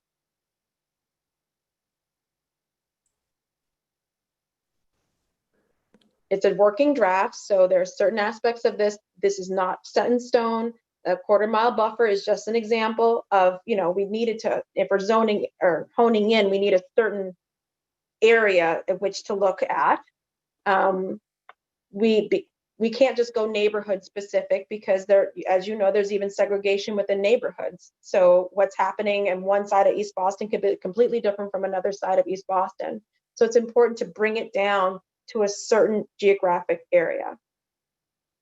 And what you'll see is these examples, is they're looking at the quarter-mile project buffer, census blocks, and specifically looking at several different factors.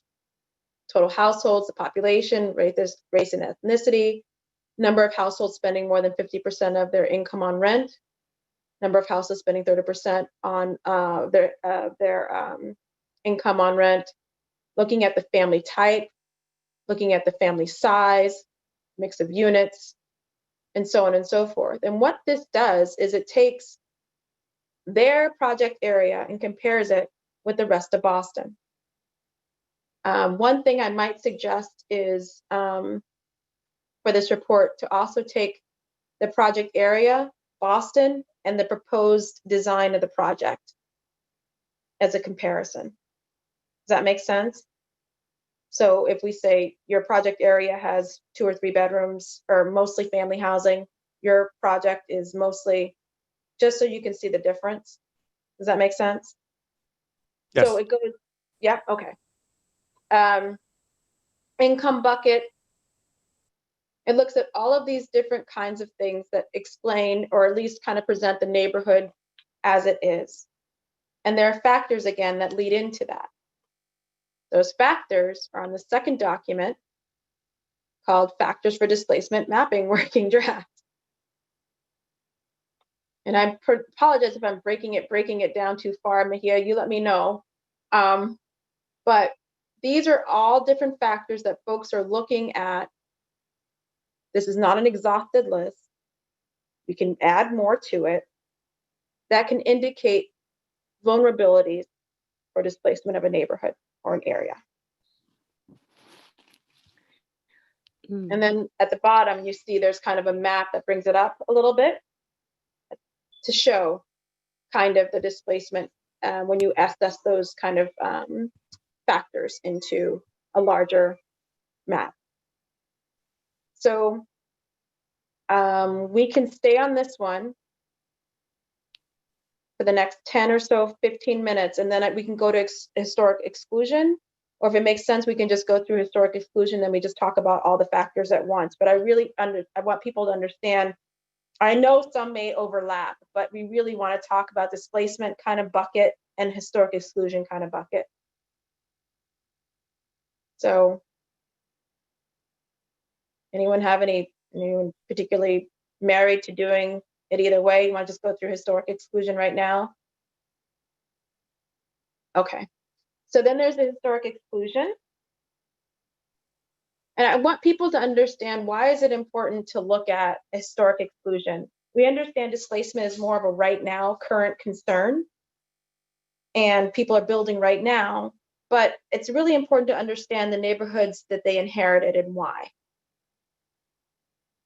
There are policies put in that purposely excluded some groups from moving into certain parts of Boston. And there are factors that we look at to see how certain groups were excluded. And why is that important? It's because this is about the healing. This is about the promotion of affirmatively furthering for housing. So you may be in a diverse neighborhood that's dealing with displacement, and your response to that as a developer, and our response as a city to affirmatively fair housing, has a different set of toolkits than, say, a community that may not have a displacement crisis and is not very diverse, but still is not meeting its AFFH standards. So we need to reach back in the toolbox and think of other ways to make sure that it does. Does that make sense? I'm taking your silence as saying yes, and so incredibly clear, Councilor Edwards, and keep going. I'm hearing all positive feedback, whether you guys say it or not. So in the historical exclusion, there are certain things we're looking at, specifically the zoning. What kind of zoning has been there? 1, 2, or 3 family. Parcel data assessing. How much is the taxes and how much is the property actually worth, the land worth? The percentages of high income concentration. Percent of resident population that is actually Caucasian. A percent of resident population with a BA, educational attainment. Share of units that are homeowner units that are owned versus rented. Percent of resident, I think that's actually twice. And so looking at all of these different things and the percentage of and the amount of affordable housing units in the area. These are all different factors or different sources of factors. Some of them are the same that we would look at for a historic exclusion. So now I'll open up for folks in the last 20 or so minutes to kind of respond to these data points, this report, and how people will assess them. Again, this is given to the report to the developer. It's not formed with the developer. This is a report of what you're buying into and where you chose to develop. I see. Before I go to the advocates, I'm going to do a round with the counselors. We've been joined by Jonathan Greeley. Sorry if you've been here for a while. I just saw you. Okay. And so I have 2 hands up. Counselor Mejia, then Counselor Braden, and any other counselors who have questions, and we're going to go right back to the community. Counselor Mejia. Yes, I always like to go after Bach because she always inspires some additional thoughts, but hopefully I can come back again. But I do have a quick question in regards to the demographics. Counselor Edwards, just curious as to whether or not when you talk about level of education, was there a specific grade level that we were looking at? Or was it college or was it high school? Could you just be clear on the level of education? Because I want to make sure that I understand what we're looking at in terms of education.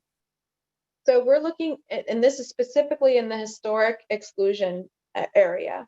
And so some factors that you can find when determining whether a neighborhood or community has been historically exclusive is the concentration of wealth and the concentration of folks with higher degrees.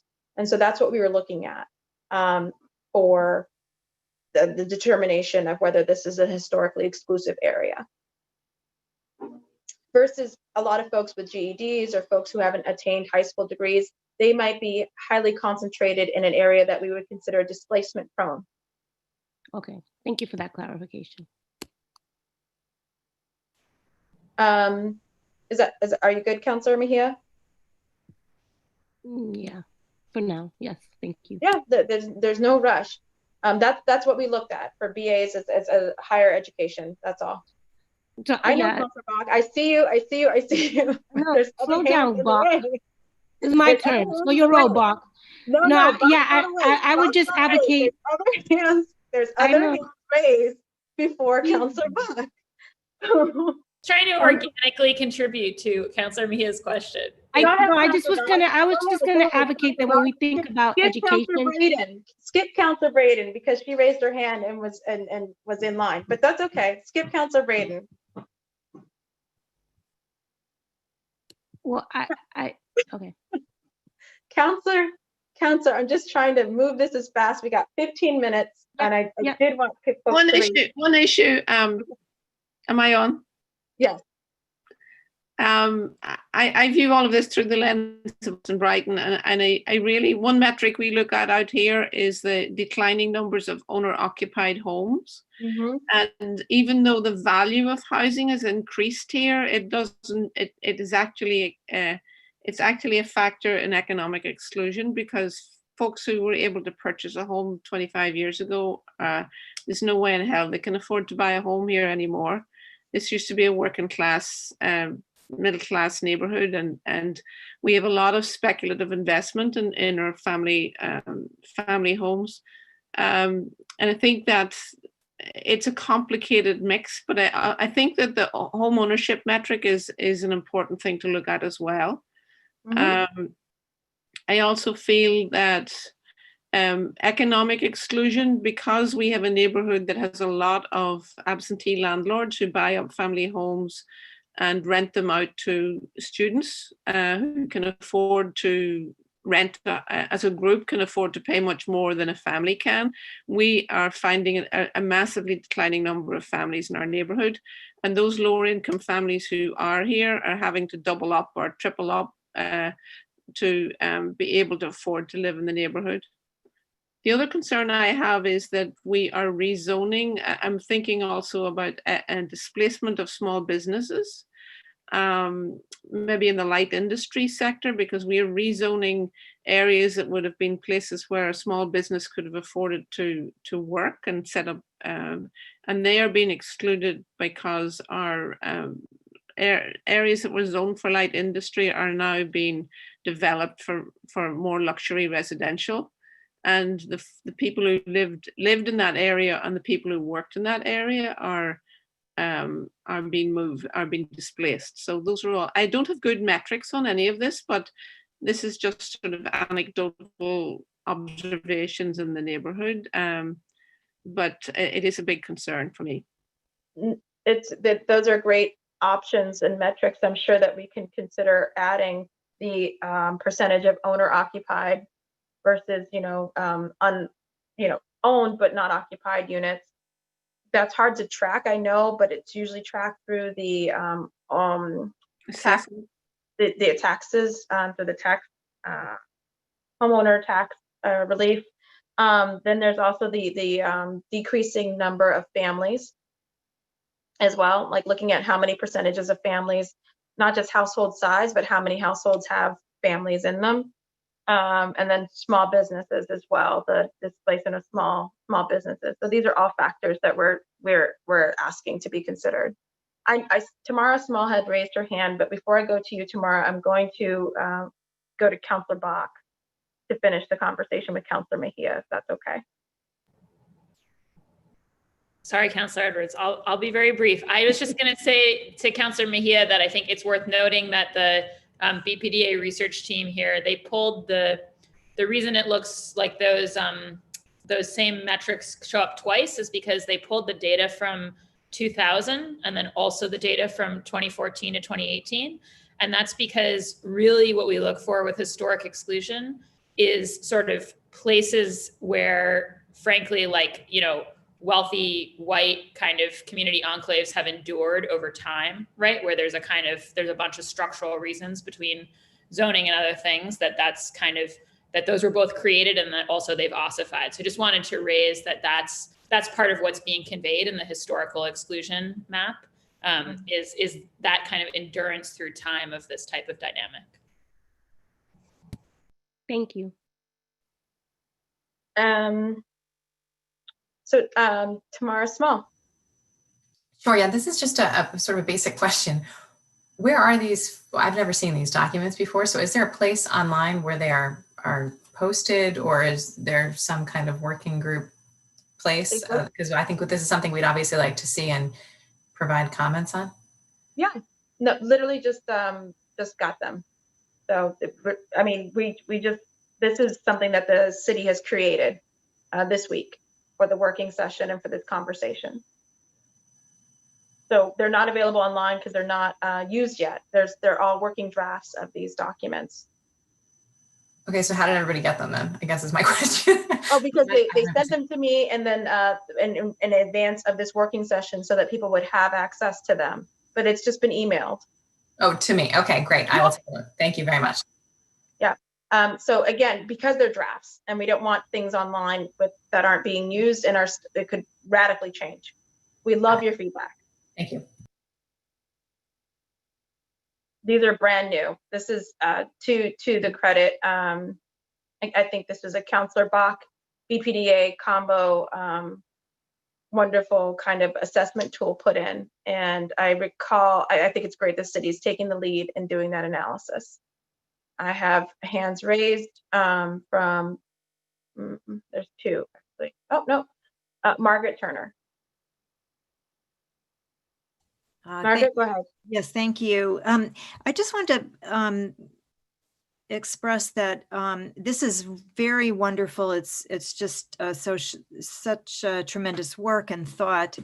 The one thing, what I feel is maybe missing in these two great sets of documents.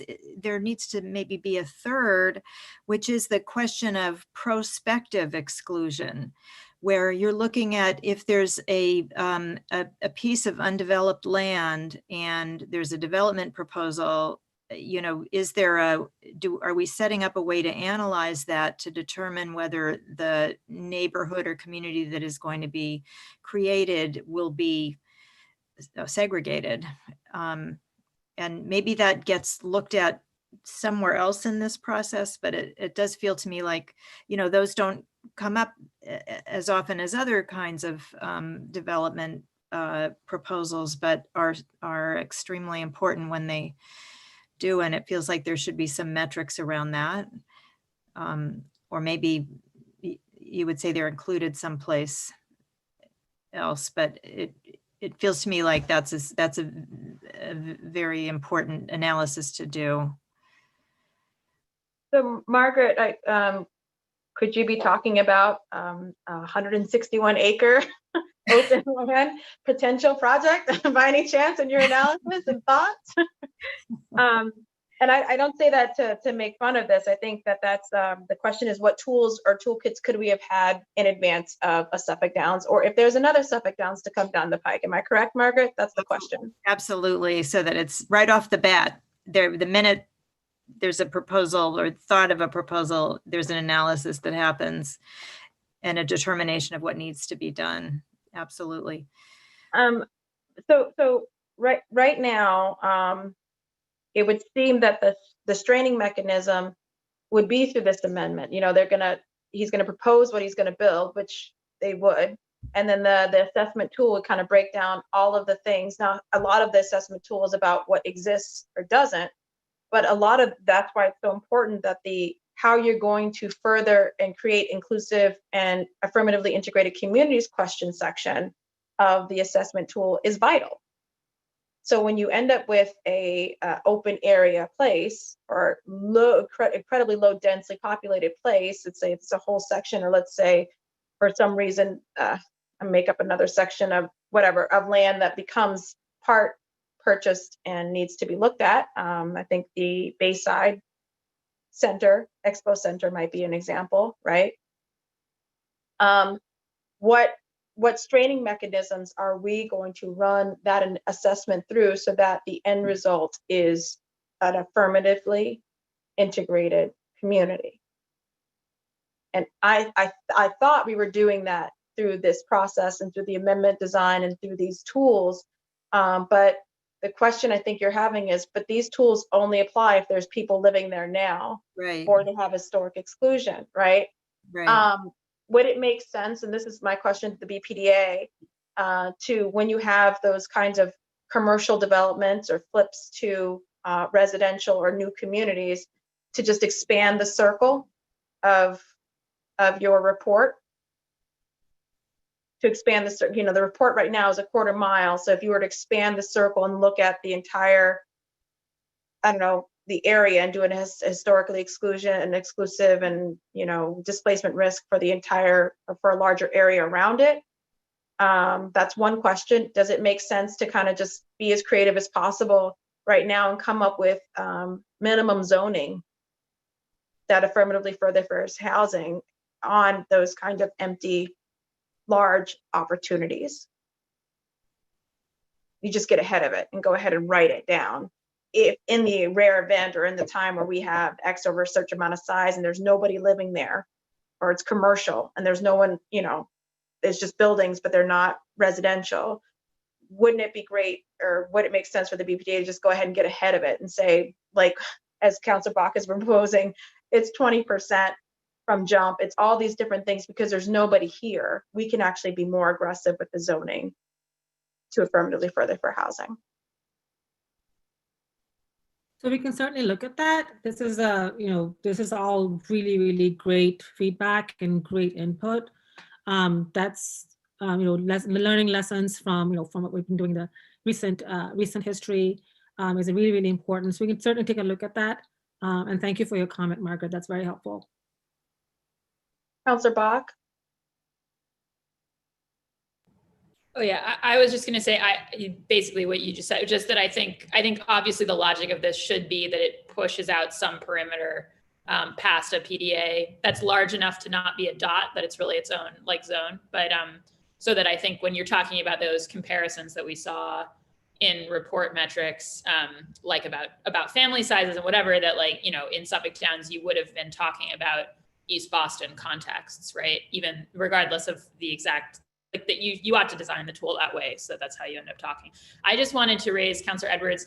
I didn't know if, before we hit our witching hour, I just wanted to register the fact that the BPDA research team is like very behind the scenes. I mean, all of our city workers are in some ways behind the scenes. And then I think all of us interact with the public facing sides of the BPDA, but the research team is really one of the best regarded ones in the country, and they've done a ton of work to get here. So I just wanted to check if there was anything that we had been talking about here that they wanted to sort of add further color on. And also I just wanted to get myself on the record acknowledging them, because there's been a couple of times you've talked about them and me, and really I've just reacted to things that they've put a ton of work into producing. So I really appreciate you providing that space. So we have about 5 minutes. So if the research team wanted to kind of add anything in that time. And yeah, my thanks is also to you and your hard work. So if anyone wanted to say anything, Councilor Braden just raised her hand. Did you have something to say very briefly? Very briefly, I also think that the mix of housing is important. Like you can build a lot of housing, but if you build IDP units that are all studios, then that doesn't really help. I know it's in the mix. I'm sure it's in there. There's a lot of stuff in there, but yes, the mix of different housing size units is really important as well. Thank you. Turning it over to the research team. If Ethanel's raised her hand. Ethanel, you want to bring it home? Oh, I mean, I want to give the research if you have anything to say, but I just want to say thank you so much to everyone here, to Councilor Edwards, Councilor Bach, all the councilors on the call. Thank you so much to the advocates. A big thank you to the stakeholders. A big thank you to all the BPDA and city staff. A lot of work has been put into this. We're all so committed to this. We're all really proud and really excited to see this move forward. And so I just want to thank everyone for all their time and effort. This is super exciting. This is something that we all can be very proud of. And I just want to say thank you to everyone involved in this, for pushing us, for being thoughtful in your comments, being thoughtful in your feedback. And I just want to stress the point that there's been a huge effort from a lot of different stakeholders. And personally, I want to thank the city staff. I know, a lot of work has gone in, a lot of a lot of hours and hours and hours. And so I want to thank everyone who's taken part so far. So thank you so much. So any other thoughts from the research team? Because if not, Councilor, I was just would like to thank my team and Matt and all the other folks that work very hard on that. It has been very grateful, gratifying for us to be part of such an important work for our city. And I would like to thank Councilor Bach for being part of this group and push us to think hard and see how we can advance these tools. It has been really a great partnership. Thank you. thank you all then for attending today. I'm proud, kept it within 2 hours. I appreciate everyone for participating. Our next step is we'd like to be able to get your feedback, Tamara and advocates. And ultimately, we'll present then what we think is the best draft that balances in all interests, but affirmatively furthers fair housing. And so, and then that draft we will pass through the city council, and then the BPDA will present to the board for vote, and then to the commission. So thank you all. Have a good day. Thank you, Madam Chair. Thank you. Thank you all. I appreciate you having us and listening. Thanks. Bye.